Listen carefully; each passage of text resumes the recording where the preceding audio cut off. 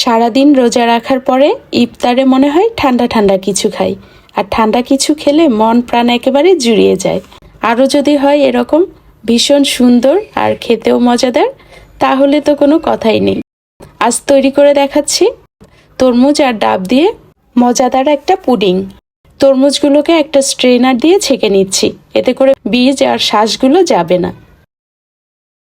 1.5 cup তরমুজের রস হয়েছে।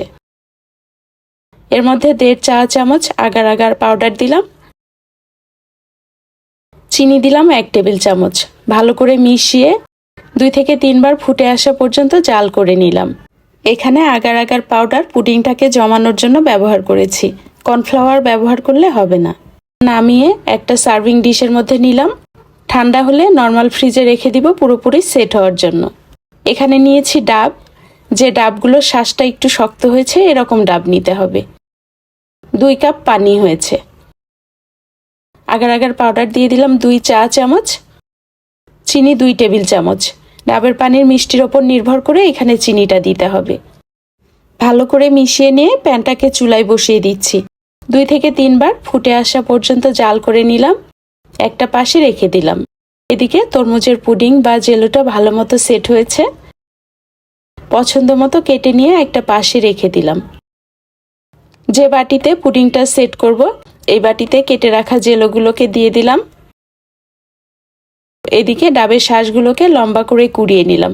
তবে লম্বা করে কুড়িয়ে পুডিংয়ের মধ্যে দিলে পুডিংটা কাটার সময় কিন্তু ভেঙে যায়, এই কারণে ছোট করে কেটে দিলেই ভালো হবে।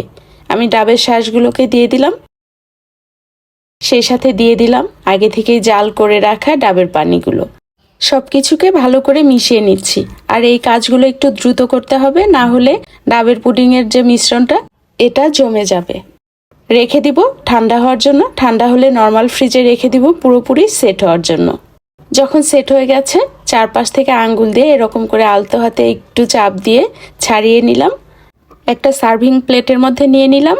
যদি সহজে বের না হতে চায়, চারপাশে 4টা টুথপিক বা কাঠি দিয়ে আলতো করে বের করে নিতে হবে। এবার পছন্দ মতো কেটে নিচ্ছি।